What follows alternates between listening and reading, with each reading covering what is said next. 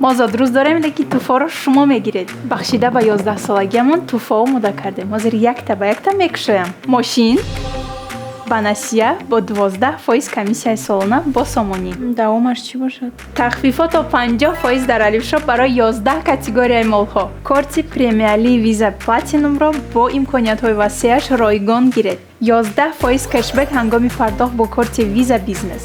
Молҳо ба насият то 18 моҳ бе комиссия дар мағозаҳои баъзе аз шариконамон.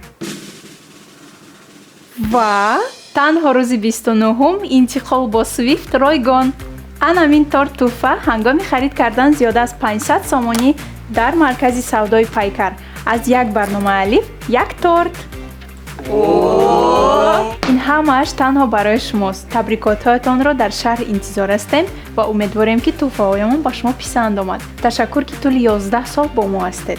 маълумоти муфассал дар инҷо. шаҳри хуҷанд ба шумо низ торт туҳфа ҳангоми харид кардан зиёда аз 500 сомонӣ дар супермаркети Оазис.